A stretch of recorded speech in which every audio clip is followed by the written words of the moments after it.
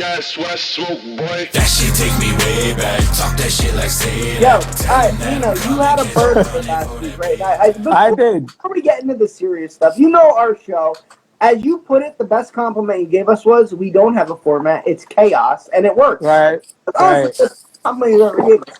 All right, I never said that. I said you're chaos, and it worked. Now I'm playing. I did say that. Yeah, the whole concept was chaos, and it worked. So before we get into the serious stuff, which I'll just sit back and it is what it is, I want to get to some party questions for you, because I wrote some Sure. Okay, so you had a party last week. You didn't have a party, but you went out. It was your birthday. You had a good time. I celebrated with Matt Flex. Right. Matt Flex, big Christmas guy. Big Christmas guy. Oh, yeah.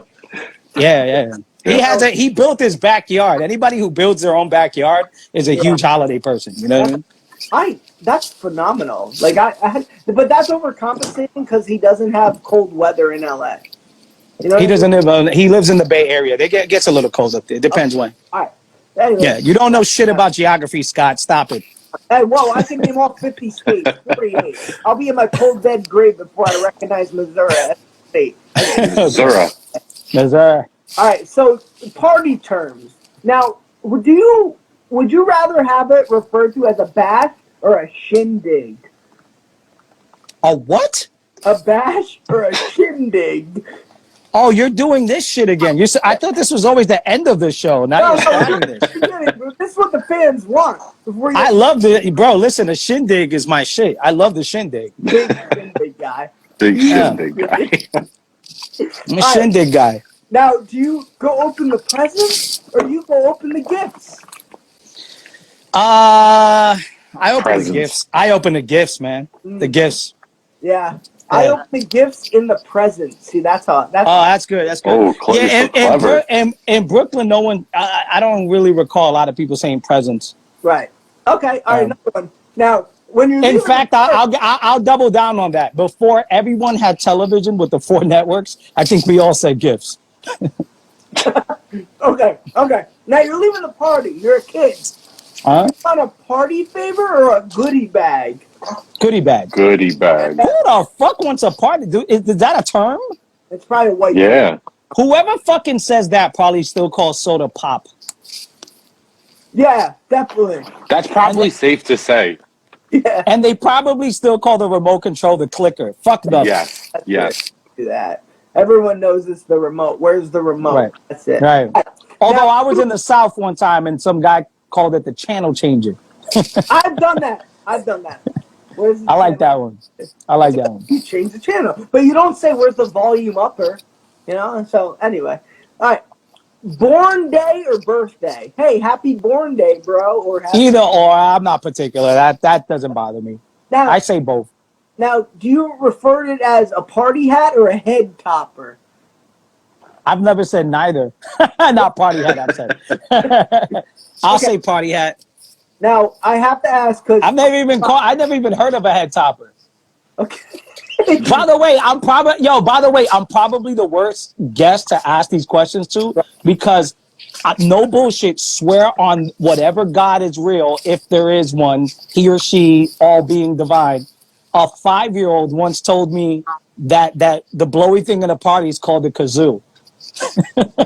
And I never knew it was called a kazoo. You know what a kazoo is? Yeah, I know a kazoo, yeah, I didn't know what the kazoo was. I was like fucking 30. I could tell you about the Heisenberg uncertainty principle, but I didn't know what the fuck a kazoo was. I was like, what? You know those little blowy things? And the 5-year-old goes, a kazoo? And I was like, fuck you. I was like, I didn't know that's what it was called. Well, that's not nice. So I have three more. That things. 5-year-old was my nephew. He's probably like 9 now, so yeah, I could say fuck him, but keep going. So,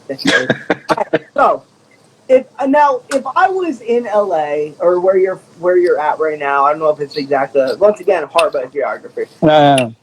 You think California is just Los Angeles? I just want you to know California is very big. But keep going. I know that. Yeah, the capital is Sacramento. I know that. Jesus. This fucking guy. And Mira Loma was the first McDonald's, if I'm not mistaken, right? Or San Bernardino? Yeah. I'm glad that you know your fat ass knows what the I gotta make it to the first McDonald's. Let me tell you, man. And then, you know, the ranchero was the first, like this guy over here. All right. So, if I was invited to your birthday party, which we could all assume I would be, You would be, of course. You'd be hosting it. I need a clown. Yeah. Yeah, well, John Wayne Gacy's not available, so. Yeah, you're more like Scott Wayne Gacy. Don't look in my basement. Hey, what are those handcuffs for? I don't want to know what's in there. Would these songs be played at your party? If not, I'm. Oh, don't do this. Whatever song you're gonna say, it's a no, bro. Barry Manilow, Copacabana. No? No. I'm not. I'm Latino. I'm Latino. You talking about Barry Manilow with the Copacabana? You want to talk to me about Latino? Just insulting. Yeah, bro. That's like you going to China ordering a Philly cheesesteak. Yeah, I'd probably do that. My foot's out the door right now. Hall and Oates. It'll taste like fucking duck sauce. Trust me. Hall and Oates, man eater. No, I don't even know. Second foot's out the door. I'm about to leave. Leanne Rhymes, Can't Fight the Moonlight. Bro, no, stop it, bro. What the fuck? Something. No, man. No, we're not playing that shit. I'm Puerto Rican, bro. We playing some salsa or some merengue. We playing some cachamba. I'm from Flatbush, so we playing some reggae or we playing some hip hop. What about Sean Paul? Give me the light. No! No! You're talking about like the most whitewashed reggae artist. Well, I mean, he was legit at a certain point, but that's like Shaggy too. Can we play Mr. Boombastic? No! Damn it. Although, shout outs to my man Tessellated. A friend of mine wrote a song for Shaggy 3 years ago that got nominated for Grammy. Good friend of mine. That's pretty awesome. That's awesome. Yeah. At that. I have to, okay. We play Sizzler. Let me tell you the reggae artist so you could add shit on your playlist that is never going to show up with your white ass. Sizzler. We play Sizzler. We play Movado. We play Beanie Man. We play Sister Nancy Bomb Bomb. Shit like that. Restaurants? They're actually desserts. I only know Applebee's Triple Chocolate Meltdown. Yeah, that's perfect. Sophisticated. Yeah, I'm very sophisticated. So, what about Daddy Yankee Rumpe? Bro, I'm about to get off, and just fucking hang this shit up. If you keep asking me stupid questions, I'm just playing.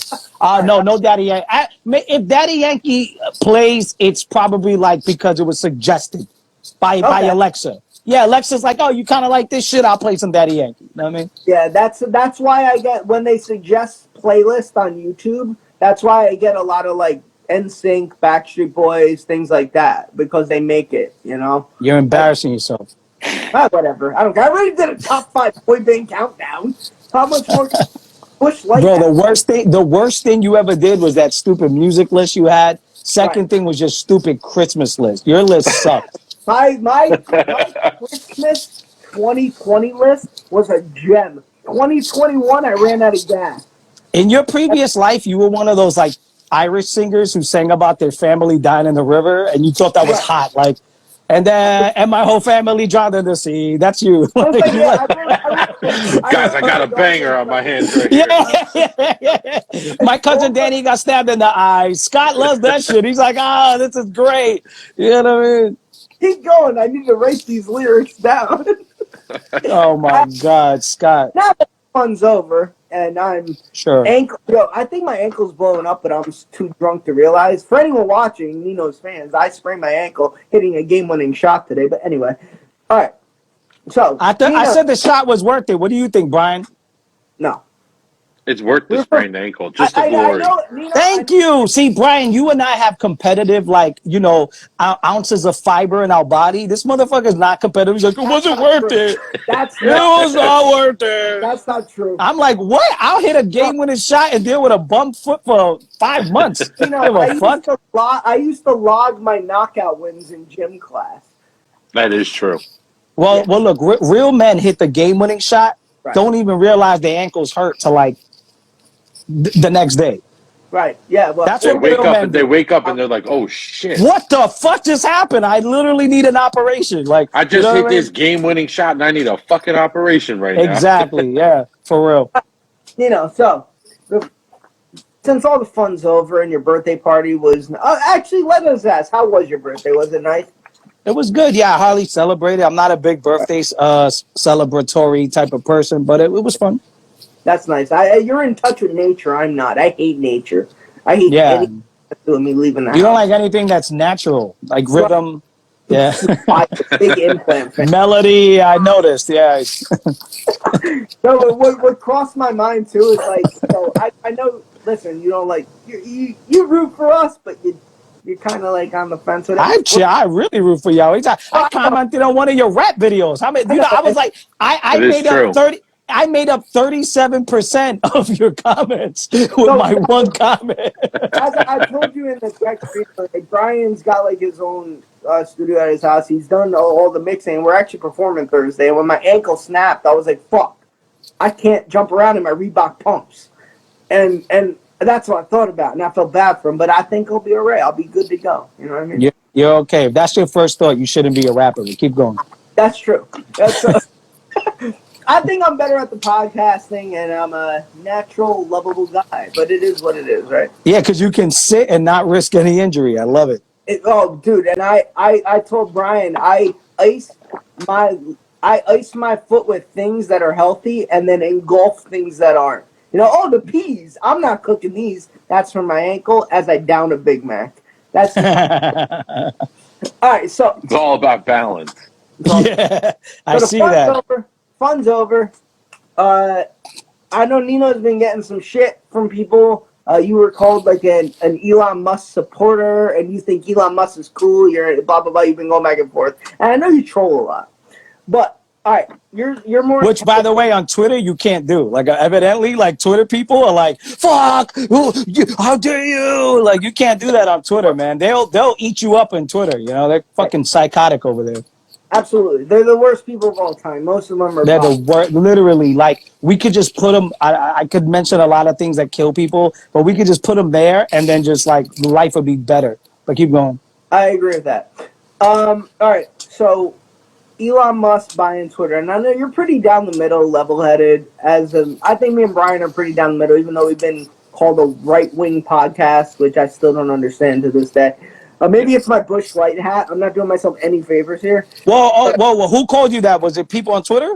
No, we had a guy on, some black dude from LA we were kind of friends with, and he was kind of more on the left side, a Bernie supporter, and we had a conversation about after the George Floyd stuff, right? And like, we had an open conversation. It was an awesome episode. Really cool guy, and I was like open about my thoughts. I was like, I didn't post a black square. I think that's bullshit. I have views that changed over the years. Like I've talked to you about this shit. Like I used to think things that I've changed my mind on, but he goes on Instagram and was like, you got to check out TruExact Show, this right-wing podcast. Yo, we live in a weird. I want you to go with your question, but we live in a weird day that if you don't agree with a certain idea, you're alt-right. It's fucking Right. weird. Leftist radical people, like, if you're like, I don't know about that, they're like, you're alt-right. It's like, whoa, we're talking about this. Like, what the fuck just happened? Like, yeah, it's weird. I say Trump's an asshole, but I could also say this is dumb as well. It doesn't make me alt-right, Anyway, so do you think Elon Musk buying Twitter, this is what we wanted to get to, is a good or bad thing? Do you think people are just overreacting across the fucking board? And why are they're fucking clearly over. But you got to understand, he bought Twitter, so Twitter is going to overreact. This is what's going to happen. Yeah. You know what I mean? So, like, a billionaire bought Twitter, and a bunch of people, let's play Occam's razor, right? And just shave off all the fat, right? Just on the surface. A billionaire bought Twitter, and Twitter was like, I want my billionaire to own Twitter. Why isn't the status quo remaining intact? Why would another billionaire come in? And I swear to you, and we did this. I don't know if you guys remember, either the first or the second, third podcast. I don't know. I did a bunch of them with you. I said the one thing, I have all the criticisms of all billionaires or whatever, but the one thing that I talked about with Elon that I liked, and Brian, you was in here, Scott was in here. I'm not sure if Jerk was in here. I think Jerk was. He never responded tonight. I did text him, by the way. That's cool. But I remember we were talking about all the cancellations of alpha-like figures or whatever, and I said something to the effect of like Elon would walk into a room with Gates, Zuckerberg, or whatever, and kind of be like, "Shut the fuck up," you know what I'm saying? And I kind of like that. I like, yeah, and I like that. Like I don't do the necessary like the lesser evils in a political sense, but when it comes to this shit, these $1 billion, you kind of need a backbone. These other fucking people don't have a backbone. They just cave in. Like the Washington Post is owned by like Bezos, and Twitter was owned by BlackRock and Vanguard Group. Me and those people own everything, and mainly the media. So Twitter and the media was sort of amalgamated as one. BlackRock and Vanguard Group are affiliated with groups that, by the way, disclaimer, I know nothing of what I'm talking about. I'm plagiarizing almost every guest I like in a podcast. I've read some stuff. And some of it I've added some sazon of my opinion. So yeah, BlackRock and fucking Vanguard Groups and Morgan Stanleys and shit, they're affiliated with companies that lobbied for Barack Obama to sign what's called the Smith-Mundt Act. And the Smith-Mundt Act made it legal since post-World War II. I don't know when it was actually legalized. Anybody listening to this, the 5 people that do, can do a simple Google search and find out that that act made it illegal to propagandize, a government to propagandize its own people. Obama's administration repealed that, and that was lobbied, which is a bribery, right? It was basically lobbied for by financial conglomerates and media conglomerates, these elites similar to BlackRock, Vanguard Group, and extensions of them. So Twitter was just an extension of the shit that we see on TV. Like a lot of the shit on Twitter that you would see on CNN and shit, you would kind of see an extension of that play out on Twitter. If you notice that, like Twitter wasn't always like that. There was a lot of free media early on, but once they realized that you could get the eyeballs quicker and, you know, however it benefited, whatever they benefited, it just became sort of an extension of that. And I kind of like my people in the elite sector to have a backbone for whatever it's worth.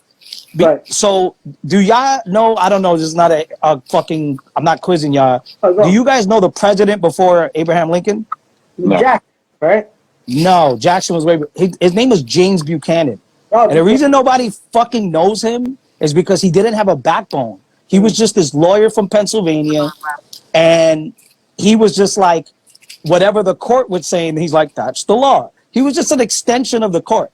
So, like, he didn't challenge anything. Lincoln, for anyone who wants to criticize him, the one thing no one will say is, yeah, he didn't have a backbone. He didn't make choices. That motherfucker made decisions. And in these people, I want people to have a backbone, because we don't know Buchanan.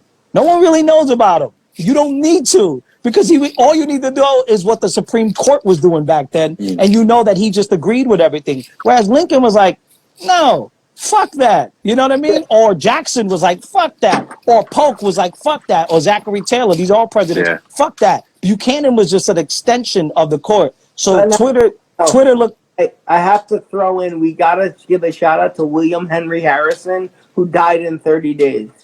All right. Oh, do you know how he died? I didn't, but it was a Simpsons. You want to hear the funniest story ever? To William Henry Harrison. Do you want to know how he died? It's the funniest story ever. He was an old. Listen, he was an old politician, and all his critics were like, he's too old and he's too weak. So to prove how strong he was, he gave this like 2-hour inauguration, like a speech. In the cold, wet, and everything to prove how tough he was. He got a pneumonia and died. Terrible. That's a man who's dedicated to his job. I like that guy. That's how that guy ended up dying, yo. Let me ask you this though, real quick. Just because I want to go back to like what you were saying with like, you know, having a president with a backbone, like somebody that's going to say something and that they're going to speak up. It can work good and bad, but I like that. real quick, it can work good and very bad. But I'd rather that than somebody who doesn't have that. That's what I mean. Go ahead. Right. Yeah. Sorry. But what That I'm makes saying, now. Go on. Go on, Go ahead, Brian. Brian. do you think at this point it's just too far gone to ever believe that our government is working efficiently and it's never going to turn back around? I mean, I don't want to do that Nino shit when I don't answer the question, but I agree with you because you asked a question that's sort of like a, it's like a loaded statement. I Yeah, agree yeah. with you. I agree with you. It is far gone. And I'll go even further. If you, I read a book on like shit that politicians had to do like 100 years. Always a What book. happened? Always a book. Well, it really just showcases what politicians had to do like 100 years ago, even FDR versus now, even 50 years ago versus Mm, now. The system is so automated, you don't even need a fucking president. yeah, You don't need one. This shit's Yeah. running on its own. Yeah. A president at this point is just an extension of the sectors that he's serving or the money of the people that he's serving. So, yeah, So the Democrats hide behind, we're going to do all this social shit. We're going to do all this reform. We're going to do all this. We're going to do all that. But in reality, when they got fucked up in 84 and 88, they were like, well, we need to take money from these fucking big financial sectors and take money from the oil people and take money. They just sort of became Republicans. yeah, They started working as the same way Republicans do. You look at everything Clinton and Obama did, and you just replaced them with a Republican. Clinton signed the Telecommunications Act. He wasn't opposing wars. Obama wasn't opposing wars. He was like more wars and more surveillance and more repealing habeas corpus, like shit that like you would read yeah, about and like from guys that like we'd read about in school and be like, what presidents repealed habeas corpus? They'd be like, well, he did it in an emergency case because Russia, like Obama did that shit, and it was like, what the fuck? Like there's good and bad people. Like that's so anti-American. So yeah. And then yeah, the thing is, they repeal things like that they never give it back. They never go backwards. exactly. That's the problem. That's And the problem. look at it like this: if you go back to ancient what was it, ancient Rome, when Caesar took over and they gave him emergency power and he never fucking gave it back. And then we sit around, they tell us Well, that he took story. it. He took it. He took it. Yeah, yeah. But the thing Yeah. is, they tell us that story, and we're like, oh my god, that's so ridiculous. How would anyone let that happen? Right, right. Well, And again, real quick, Scott, hold on. To Brian's point, real quick, to Brian's point, that's another guy with a backbone. Like him or hate him, there's guys like Cicero who was around who was just all about the Roman Senate and maintaining the power through the Senate. Whereas Caesar Yeah. was like, you guys are no fucking better than Sulla, who overtook it like when Caesar was younger. He overtook it, became an emergency dictator. Could have did what Caesar did, but he stepped away, took a 2 year, died in 2 years, and he was like, fuck all of this. I'm tired of this shit. But Caesar was like, fuck all that. And Caesar started just going, reform's not going to get done. This is kind of similar to now. Caesar was like, reform's not going to get done if, doesn't this sound familiar? If one side's fighting with one side and they just can't agree. Yep. So Caesar's like, well, not only am I going to create reform for this, and do this for these Italians and do this for this. Right. Caesar also was like, I want to fucking reform the calendar. So we have leap years because of him now. We have the month July named after him in August. So he actually did reform. And there are historians who argue this to this day, whether what he did, even though it was like the worst thing you could possibly do back then to a democracy, it led to the empire, which eventually shut down the republic. But some people argue the republic was like a fucking, some sort of an oligarchy anyway. So it's like, yeah, the backbone presence is a big deal. And to Elon's thing, Scott, real quick, and to Elon's thing is, I just like the fact that the status quo he's not going to bend. Whatever he feels, he's just not going to bend, and it's scary that one guy, I asked my dad this question when I was younger. I said, who has all the power in the world? And my dad's like, just like it's not a person, it's a sector or whatever. But imagine if one person had all the power. What if they woke up in a bad morning? You know, like Yeah. what if they caught anxiety, or what if they caught a mental illness? Like, you know, back in the days, kings were products of their fucking uncles and sisters fucking, you know, so whatever the fuck, like their uncles and their mom are like this. I mean, their uncles and their dad are like the same person, you know, and we know that that's not healthy. So I always used to ask the question, like, what if a guy woke up and was like, what if Elon Musk woke up tomorrow and was like, well, nobody knows that I'm going through this, and then just starts fucking, you know, hitting all types of buttons. So that's where it's scary. But at the same time, I like the fact that he has a backbone to the status quo, and it tears away at the shit that's already happening, because I don't like the fact that Twitter was an extension of the status quo of fucking BlackRock and fucking Vanguard Group. Like, what? Fuck that shit. You know? I think one of the, like, we did a show probably 2 years ago at this point with Jerk on, and you mentioned, like, Tim Pool was on. Whether or not you like Tim Pool, whatever, that's up to you. I know him and him and RA got at it. You see that shit? Him and RA I remember that. Yeah, I remember that. So, like, you told me, you were like, yo, they got Jack Dorsey to admit they lean left. And I watched that episode, and I texted you. I go, holy shit. Like, that... Nah, he got him to admit that they had a liberal bias. That's what he got him to, And my issue with, I guess I lean right. I don't fucking know what I lean. I don't care, honestly. I just, like, why do you think, because you're an intelligent dude, why do you think people are so hard-pressed on picking sides? Has it become like a team now? Like, oh, I root for the Warriors. They pushed us there. They pushed us there. All the fucking selection shows, like, all the reality shit. Pick. Like, right, you know me. I voted for Trump in 2016, right? And, like, but even I could step back and be like, yo, what he did here was fucked up. I could criticize the side I voted for. Like, why do you think it's so hard now with humans? Politics used to be hidden. Your parents never talked about who you voted for. Remember that? It was taboo. Yeah, of course, yeah. It was taboo. Like, what do you think changed? And do you think they want it? Like, I think, like, what my issue is, Nino, is you could bash Trump all you want. Trump, you could say he's an asshole. You could say Biden's an asshole. I agree with you.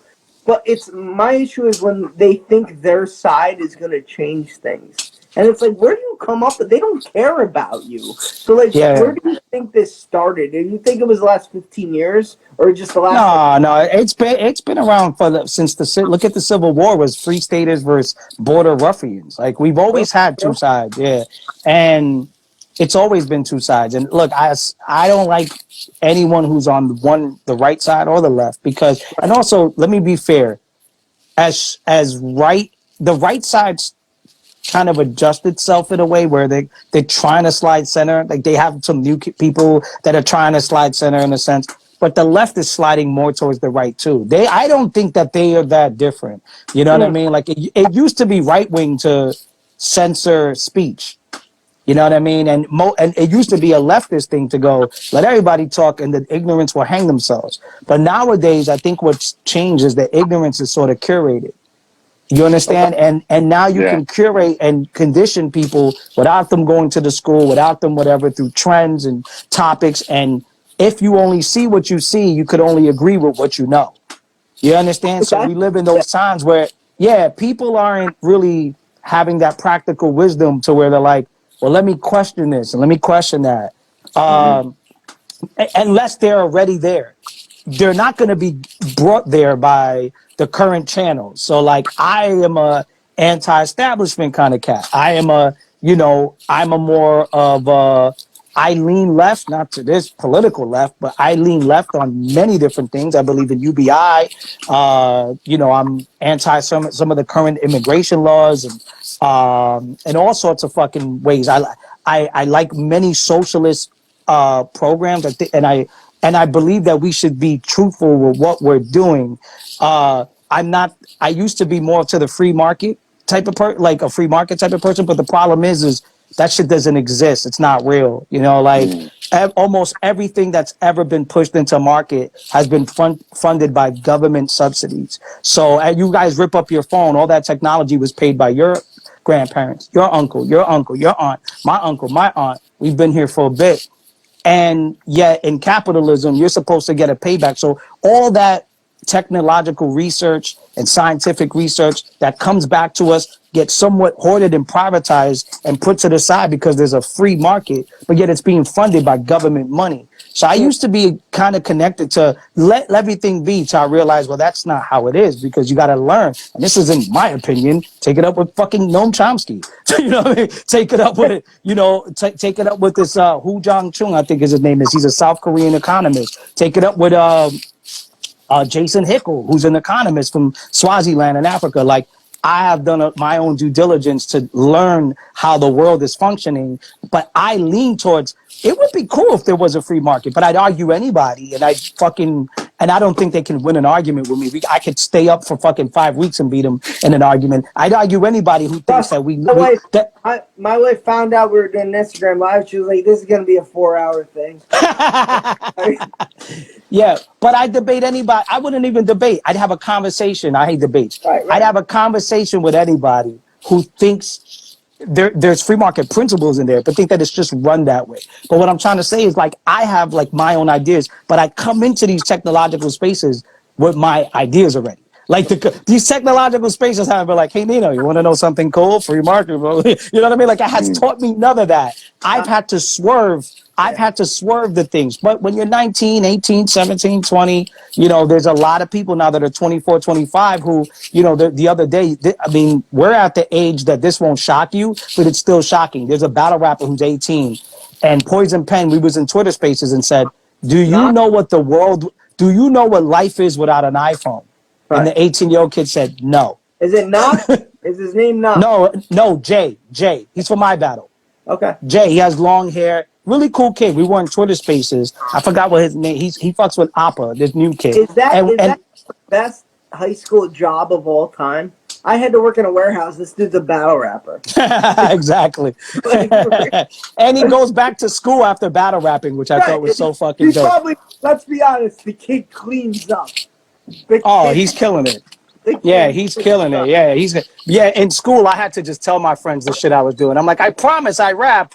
Like, this kid's just like, yeah, go to YouTube. I battle, blah, blah, blah. But, yeah, it was pretty interesting to hear, like, an 18-year-old kid say he doesn't know what the world is without an iPhone. And that lets me know that adults, at least now, are speaking from a space where they've been indoctrinated by these spaces. Yeah. And so I think it's a combination of those things have always been there. It's a natural human thing to be A and B. And I think that the new technological wave it's limited us to these mainstream sectors. Yeah, but you know what the thing is? I feel like no matter what, and not to get into like a cosmic type of thing, but there always will be a balance. I mean, if you look at all elections, it's always 52-48, 51-49. And everybody's always split on all decisions. It's like there's this balance to the universe. And I think that our, technological and scientific advancement and just human culture in general, just human beings, as we evolve through time, there's always going to be separation. Look at something like music, right?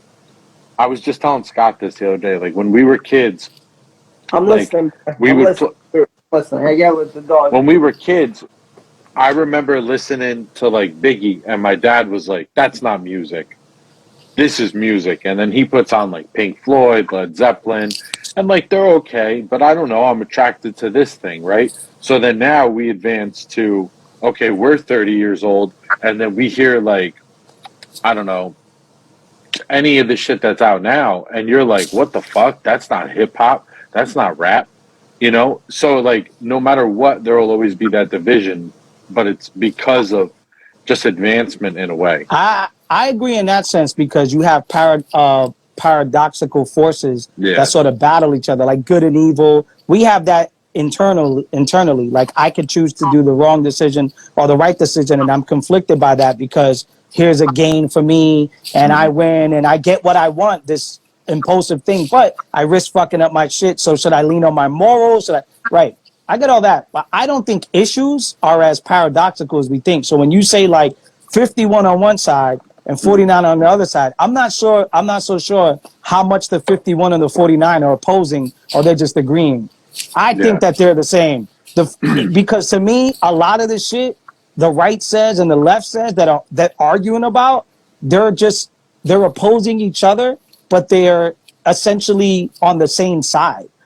Like they're arguing for the same thing. And what I mean by that is, you don't really get to like, all right, get somebody from the radical left and have them talk about issues. You can literally replace them with anyone, and they'll start repeating the same thing. You know, they're not going to be like, well, on that I don't lean. You know, they'll just repeat what they say. Get anybody on the right side who leans more right and is more conservative, and if they're sort of caught up in this space, they'll start just repeating shit. They're not like adding nuance to anything. Yeah. Well, the thing is you never really get to the issue. Whether you lean right or I lean left, if we're talking about fucking education, we don't have to talk about anything or right or left. Let's just talk about education.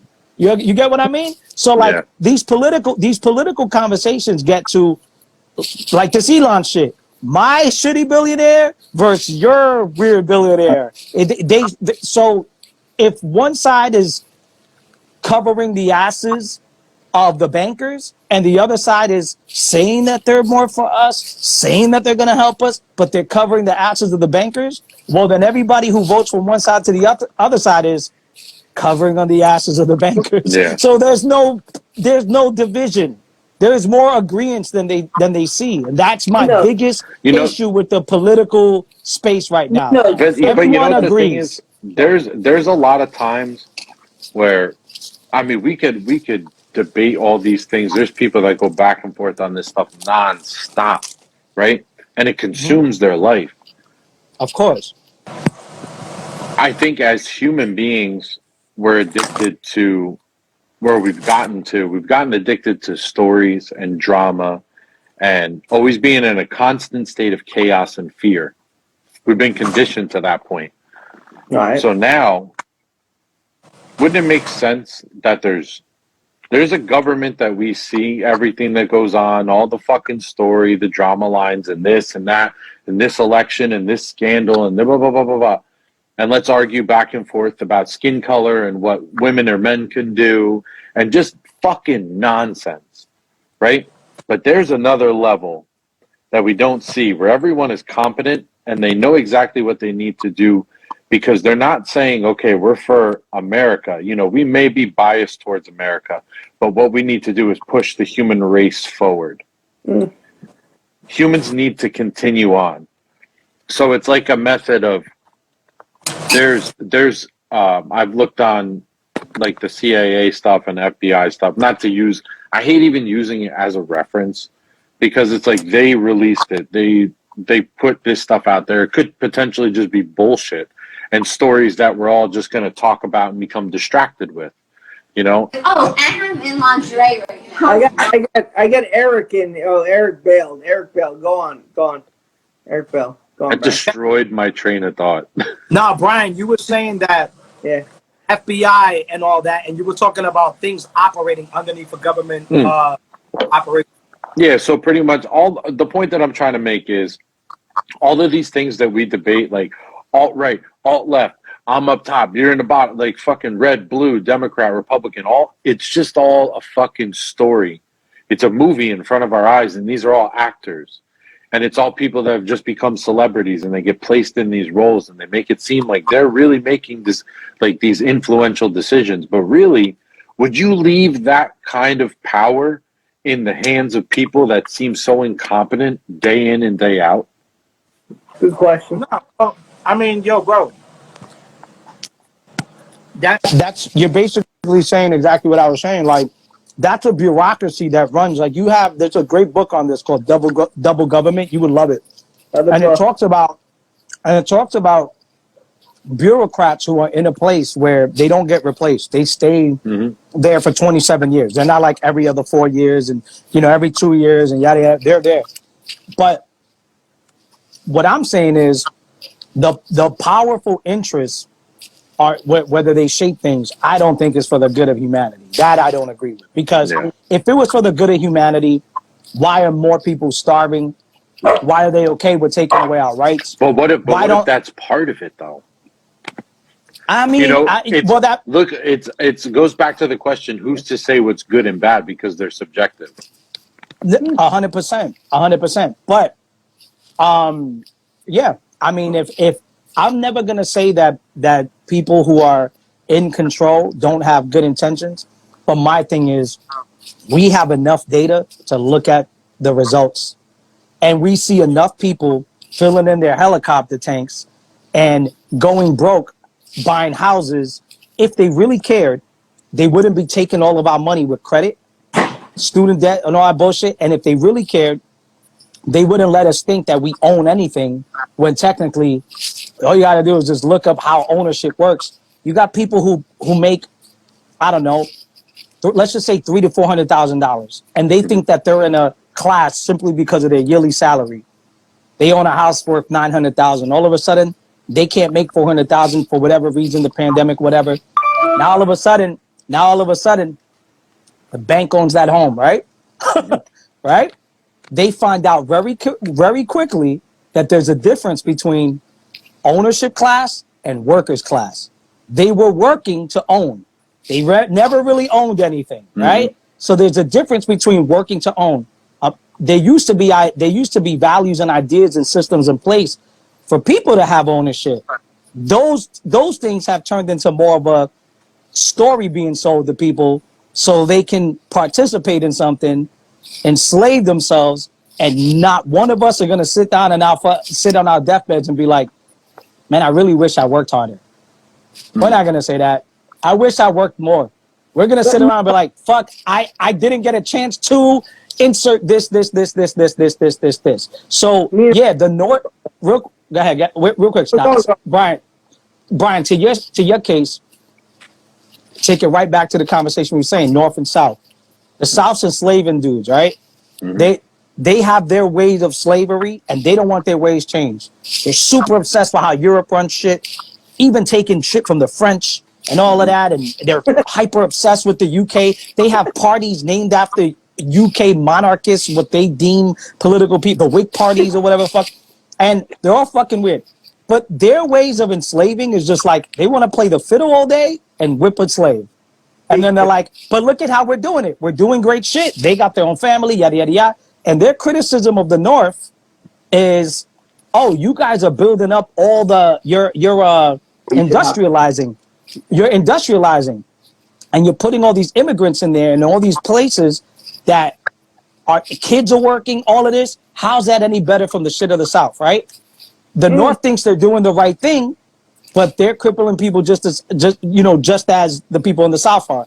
I would have loved to see what Twitter looked like back then, if you had a Twitter back then, so the Southerners could be like, there's a lot of racial epithets. Yo, 100%. Our version of slavery is better than your version, because the Northerners are, although they had a lot of laws to protect black people, many immigrants were coming in who had almost no rights and were just thrown into factories, and their kids, and they were just overworking them to death, literally, right? But here's one thing with the North. They were trying to do anything new. Anything new. They didn't want to remain the same. You know what I mean? They were trying to do anything that they could progress beyond anything with some sort of go in sight. If what you're saying is true, the elites and the people in power now would have a goal in sight to go, let's share all the resources now. It don't work that way. 1% of the wealthy control more money than 70% of the global South. I have to say too, and one thing, my wife brought me a big cookie tonight. Oh, nice. So Do you need the whole thing tonight? Today. I have to say, what you just said, Nino, was interesting with the 1%, because but I have to give a shout out. I know he doesn't. I'll be right back. I'm listening. Doesn't know me. I like that. Yo, Brian, by the way, you're killing it. He's bringing up some good points. Yeah, well, what about me? I'm listening. Oh. Yeah, you're listening. Okay. All right. So I have to say, I put the Instagram live on. This is mine. Oh, so I have to say, Matt Hoffa, by the way. I give you a lot of credit for having ears. Thank you very much. I appreciate that. They're very nice ears. Matt Hoffa, one of the best podcasts in the fucking game. Before you finish your question, can we talk about after this? Yeah. The fucking meteorite that fell that had the amino acids for DNA in it. Sure.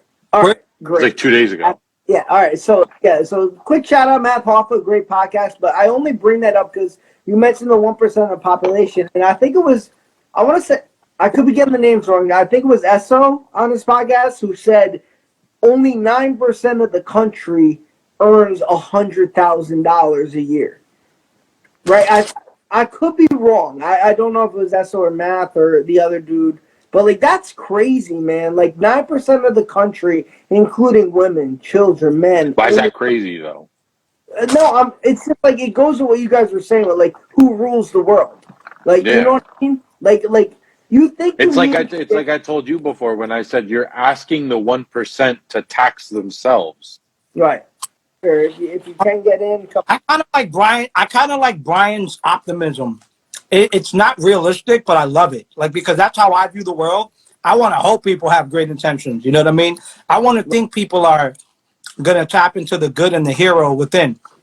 But in reality, we're subservient to systems. You could be doing shit for God. You could be doing shit for whatever. Yeah. And the reality of the situation is, you know, I never forget, I met this guy, right, who was not a Christian. But we were me and my other man was shitting on Christianity. We were talking about all the enslavement and everything that's happened with Christianity. All the fuckery is done in Europe. We were talking about, like, the Martin Luther shit and all the crazy shit that happened. And he looked at me and he was like, well, you need to understand, too, he was an OG. And he was like, people fuck this up, too. These ideas and systems have a lot of beauty behind them, a lot of great principles. And then what happens is when you get people and their interests coming into play, they twist everything. So some of the I don't want to say great, but some of the important figures in history who wanted to make reform or change or whatever, they get overtaken by the system that's already running within itself. And that's the problem. I don't think the systems are a problem. I think it's the people who recognize that they can take advantage of the system. Y'all ever see The Invention of Lying? You ever seen that movie? Yes. Great movie, by the way. Great movie. Yes. He was lying. He was lying, right? And he wasn't killing nobody. He wasn't hurting nobody. His shit was all about getting money and getting the girl. That's the whole shit he was doing. He wanted to be rich, got money, tricked a few people and wanted to get the girl. But he didn't lie to help anybody. You know what I mean? Like, that's sort of like how humans are. You find a loophole, find what it is, and it's like, oh, how can we benefit? We're not that far off from, like, what motherfuckers are. Whenever you read about some shit from 200 years ago, that's like, you know, a couple grandparents away, bro. Like, we're not far off. Yeah, but the thing, you know what the thing is too, is that we're conditioned from little kids that our value system it's money. Chase money. Everything we do is for money. You go to school to get a degree, to get a good job, to get money, to buy things. We're literally conditioned from birth. That's what we're doing. So it makes sense that in our maneuver there, we're always we're blessed and cursed at the same time because we're the most knowledgeable creature that's on this planet that we know about. We don't know other creatures or what they think, things like that, right? But what we do is we think for other people all the time. So, like, when you're doing something, your actions a lot of times are based on what someone else is going to do. A lot of people are influenced. It's hard to break that conditioning. So it would make sense that something like lying would say, okay, this person might be lying to me, so I'll lie to them in order for my gain to happen so I can get around and move up the ladder. And then now you add money into it, jobs, backstabbing, all that bullshit. Oh, I'm going to get a raise. I can buy a bigger box to live in. I can buy a bigger car. I can do all this. But in reality, we're just some life force in a decaying biological capsule that's going to drift along for however it's going to be here, and then you're going to leave. But you do all this shit along the way. Fair. Bollock left. I'm trying to get Ellie to join if she's available. But we can't. To what you're saying though, it's hard for us to process in a macro level what we could do for 1 million people. Oh. All of us here could talk about, hey, how do we help 50 people? That's fucking easy. 100 people, I'm not saying it's easy, but it's doable. Once this beyond a certain level, you're gonna be like, holy shit, like, all right, I lost, like, all right, do we just allow this? Do we allow that? Yep. And then, okay, then who makes these? It starts to become big. It's like Joseph Stalin. I can't believe I'm quoting Stalin, but Stalin that's a new one. You want to, we already got labeled a right-wing podcast. You want to quote Stalin? Listen, it's a great quote. It's a great quote. The quote is, one death is a tragedy, 1 million is a statistic.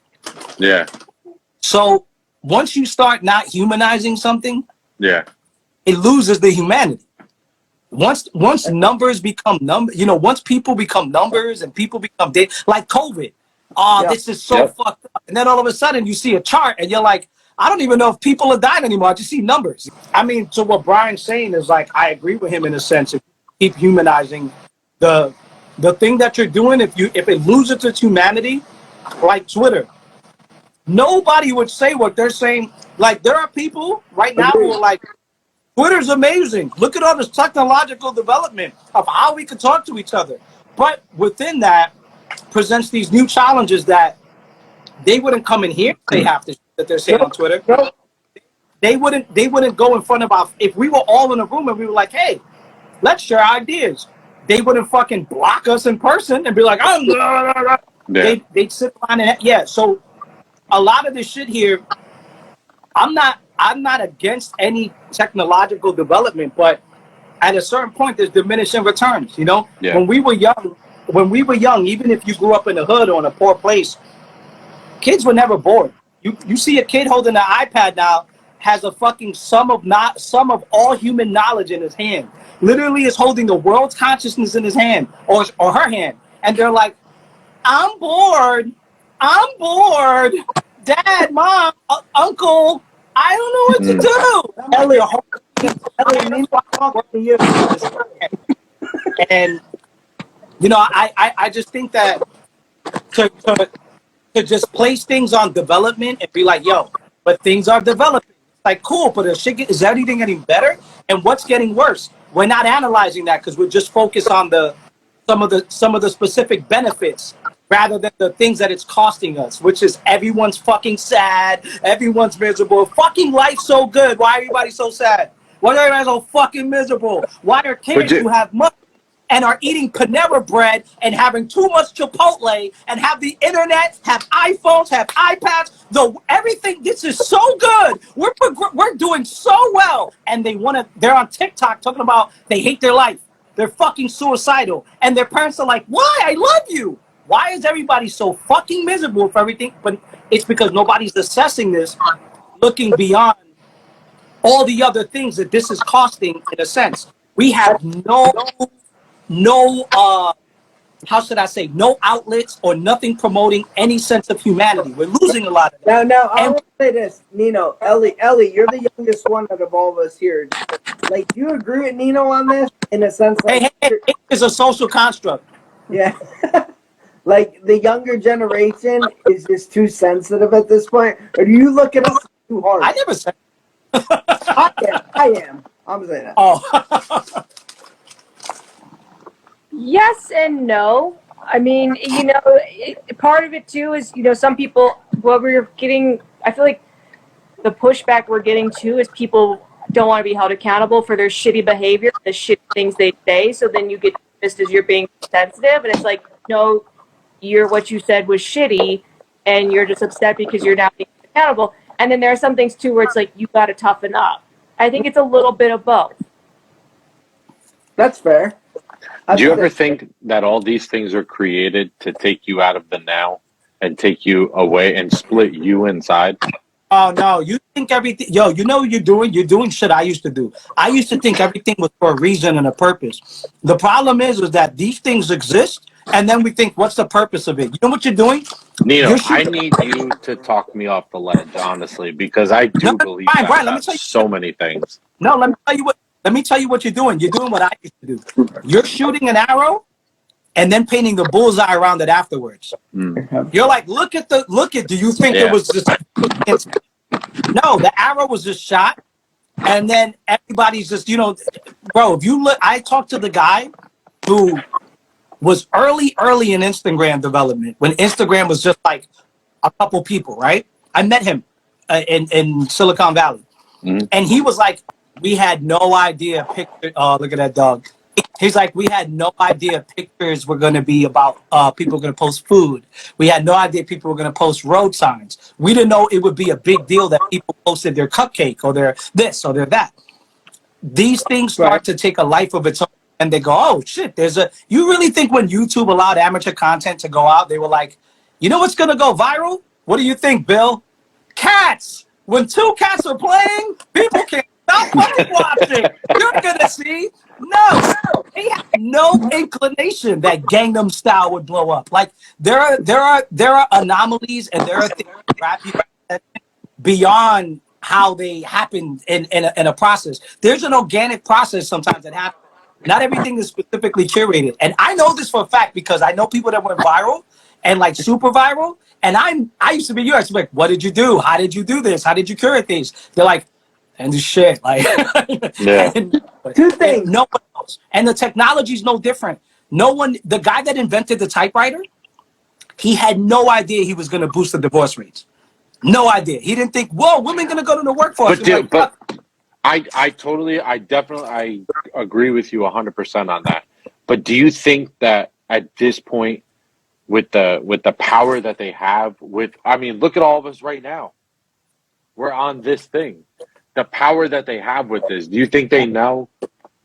No, because Mark Zuckerberg's one of those fucking lizard people. Look, that guy, if you're going to tell me, I will bet, again, if there was like a divine source of all-knowing spiritual thing that came down, like, make a bet with me. You get all the money in the world or you lose your heart and your kidneys, which I can't live. I would bet, I would bet every vital organ I have and my heart, my brain. I just be like, yo, I bet it. That there's no way Mark Zuckerberg was like, yeah, I'm going to fucking fuck up elections. I'm going to ruin, I'm gonna be against in Congress. He was trying to get a big. He was trying to get a girl to acknowledge him. He was trying to create something. Right. The most anti-social people create social alternatides. I had that conversation with someone. Like it's crazy how someone like that, like the dude who created Facebook, might be the most antisocial person alive. Incel. Crazy. By far. Incel. Now, I have to ask 2 things. One, I would say, Ellie, you're on the opposite side of Brian and I as far as politics, for the most part, right? We could agree on that. Like, we'll get along. It is what it is. We've talked off camera. Now, I have to ask, do you think Elon Musk buying Twitter is like him owning the libs? Yeah, man. Or it is what it is? He's an evil genius. Is it destructive for the world? Did it deserve the backlash from the Twitter radical libs that were like... It didn't deserve any attention at all. Literally none. The libs, Ellie? Are we owning the libs or no? Buy Twitter to own the libs. I don't... Honestly, it's just... I personally don't care for him. I mean, Tesla was used all with our tax money. Like, so I'm just kind of... First of all, fuck Tesla, because it's all subsidized through our fucking tax. So fuck that guy, number one. Okay. If he was really that eco into like saving the environment, my friend used to work at Tesla at the Fremont Grand. Mm-hmm. He flew up from LA minimum twice a week on his little private jet. Now tell me, how many fossil fuels are you burning on your fucking private jet to fly back and forth from LA to the Bay Area 2 to 3 times a week? So eat a fucking dick. You don't care. Now my counter to that, Ellie, is don't you think people like Bernie Sanders who fly private jets should be held equally accountable when they fucking do the same shit? Commercial. He flies right to a commercial.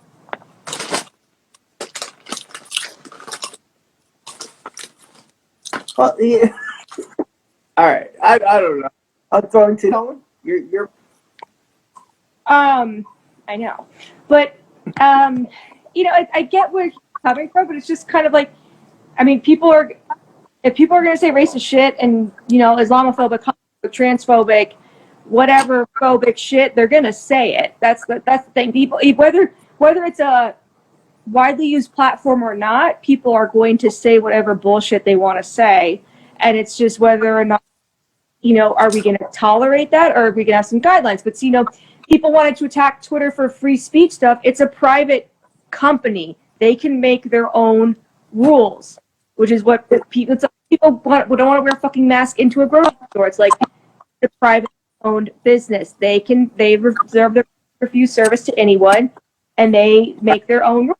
You don't want to follow it, you don't have to. I'm gonna let Nino respond to that because like I feel like you have a better response because like you're anti-establishment and whatnot. And Ellie, I'm not here. We've known each other for a year and a half at this point. I agree. I actually agree with her completely. My thing is, I don't think people should have the right to say the most ignorant, racist, be bigoted. The problem is when, I'll give you an example. Canada made it illegal to be an anti-Holocaust person. If you don't believe in the Holocaust, it's illegal in Canada, right? That's fine. If you want to go, Ellie is Jewish, so this. I mean, I that's fine. I'm not. I'm not saying. Honestly, I'm okay with that. I'm okay with them going, hey, you have to believe in this. This is the law. Whatever. I'm okay with anyone saying that. My thing is when now some Zionists, all right, now there's something with more nuance coming in, and now there are more. And she's Jewish, so she probably knows this better than me. There are more Jews, especially in North America, I want to say in all Eurocentric states, that believe Israel is an apartheid state now. They I think they polled them, and it was like in the third. It has been. Yeah, but when they polled them 7 years ago, the numbers were fucking low as shit. I mean, you can research this. The numbers were like less than 10. Now they're above mid 20, 25, 6 or something. It's a high number, so it's grown, right? Why I say that is in Canada, you don't believe in the Holocaust, right? But if somebody's just going, hey, I want to talk about this issue, and I feel like whatever, and they're sort of speaking against Israel, now somebody then goes, that's a Holocaust denier. You get what I'm saying? So I'm okay with somebody being against bigotry, being against racism, being against this, being against that.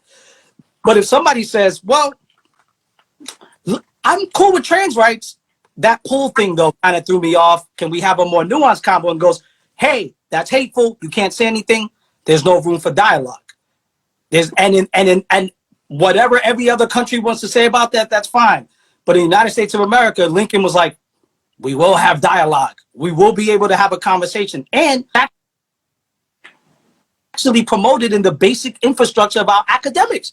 Science, anything, anthropology, it's like, let's have dialogue. The fucking assholes throughout history who were like, no, you don't get to speak on this, you don't get to say anything, are the ones who are trying to curate the shit rather than express that. Now, here's my biggest issue. I was talking to one of my friends and she was like, well, I feel triggered when somebody like, because by the way, her sister is a trans person, and she said, it is trans. I said, hold on, relax. We had this deep conversation. And I said, wait. The word phobia comes from the word fear from Greeks, and the Greeks had the god of phobos, and no one is hating, and no one has a fear of this. They're just having a nuanced conversation. And she was like, no, whatever. I said, wait, hold on. They shouldn't be able to ask this. They shouldn't be able to ask that. That's what she told me. But let me tell you something I'm passionate about. And I've done how many podcasts with you? I'm not okay with anyone thinking that there is no institutional racism here. Because it doesn't take me that long to have a conversation with anybody to express or educate them on the many multitude of levels of institutional racism. So if somebody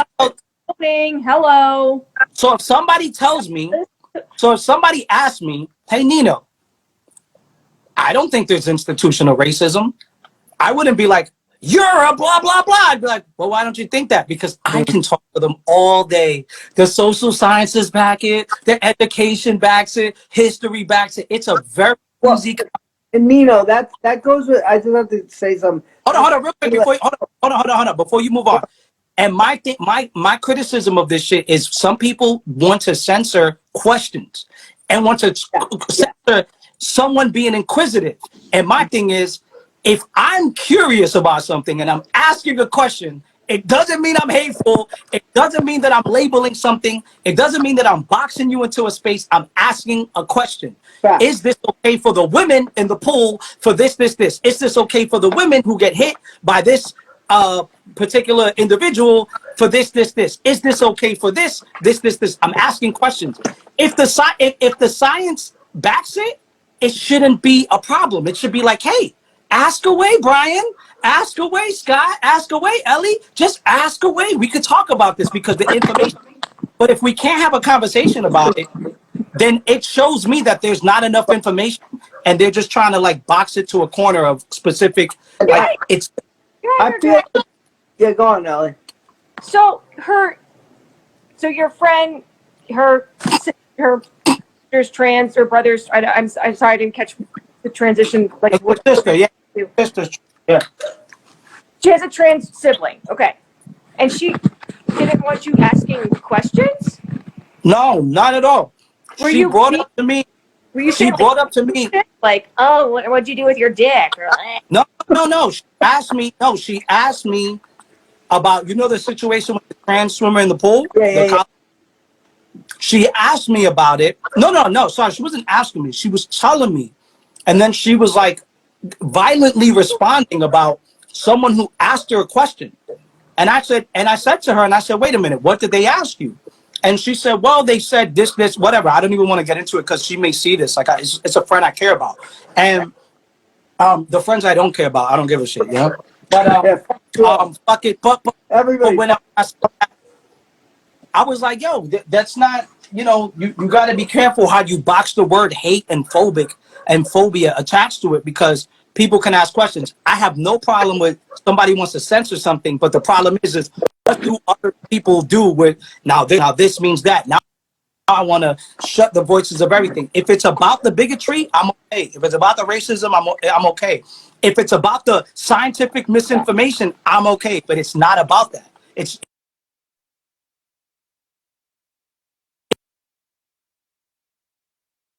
I want to remove them from the conversation. That's my biggest issue.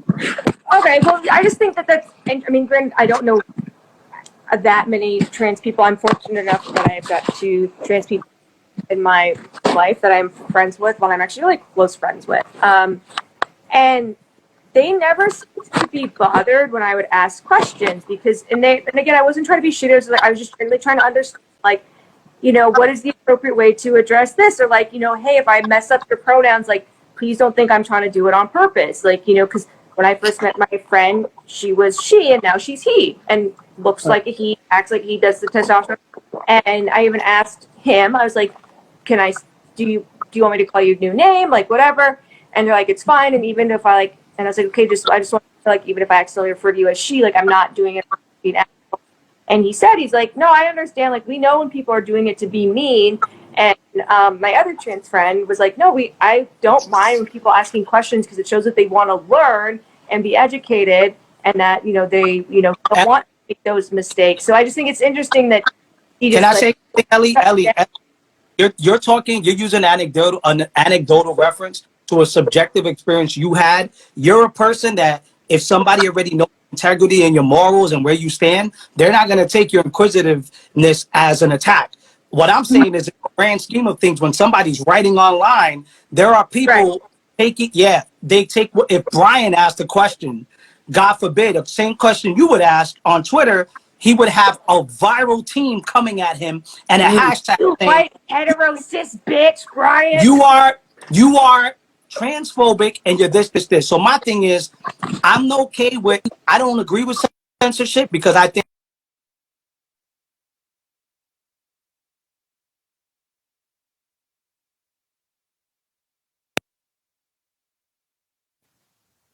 that was backed by the KKK or whatever and was going to get it, was doing all these speeches and whatever. And he said, I'm not afraid of anybody saying anything because they'll hang themselves eventually by their lies and they'll hang themselves eventually by their bigotry. So my thing is, why are we telling people don't speak against and don't do this and don't do that? Expose themselves. Go ahead. Yeah, I'm fine with everybody doing that. And I think that the people that are afraid of Elon aren't afraid that he's going to unleash the bigots and afraid of that. They're afraid that they can't control narratives. That's from where I'm at. They're not going to be able to dictate what's what. Now, all of a sudden, a biologist or epidemiologist or vaccinologist that's like, hey, I have some information that shows this and this on this particular vaccine. You shouldn't do this and you shouldn't do that. Guess what? Pfizer's not getting backed by this and Reuters and this and that. And now all of a sudden that's not deemed misinformation when it's a fucking peer-reviewed scientific paper. So that's the biggest. You can curate truth. You can dictate truth. We have this poor idea, especially today. One thing Brian said, I forgot what he said, but I was like, yo, that's... Did I say anything noteworthy or no? Never do. But Brian made a point about something. But one of the things I forgot to say to him, I forgot in what specific you said, but one thing that we have a poor idea of these days is we think we already agree on something, it's truth. That's what we normally think. We're like 70% of people think this, it's gotta be fucking true. Well, all history has ever taught us is not the case. Not always. You know what I mean? Heliocentric work in others. I mean, Galileo excommunicated from the Catholic Church for saying that Earth revolved around the sun instead of the sun revolved around the Earth, and like that was gospel until it's like, oh, you know what? Actually, he was right. The Earth does revolve around the sun. The Earth is the center of the universe.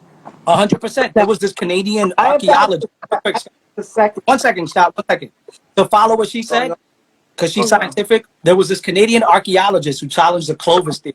But he was in the United States, University of South Carolina, whatever. Challenged the Clovis theory, lost his academic credentials, got deplatformed in the academic sphere, whatever the fuck you want to say, lost all types of credentials, ended up getting private money somehow. What do you think he found? A bunch of fucking fossils that challenged the Clovis theory. He knew something was under there, and he got completely obliterated. They fucking didn't let him talk, didn't let him do shit. They took away his professor card, every fucking thing you could think of. Now, I say very two small. things. Like they did to Bob Lazar. One, this was only an hour and a half. Hold on, Scott. Brian, no Bob Lazar talk today. Stop it. All right. My wife's 3-hour theory was an hour and a half short. I got to give her credit on that, but she knows Nino, and she knows he can talk, and these episodes... It's an hour and a half. It's been an hour and a half. I don't even have my watch on. I was going to try to look. So, and then, why has Nino not been on Animals podcast yet? I have that. Oh, that's my fault, not hers. That's my fault. Okay. Because my dog almost fucking died. That's true. But I snapped my ankle today. Who cares a shit about your ankle?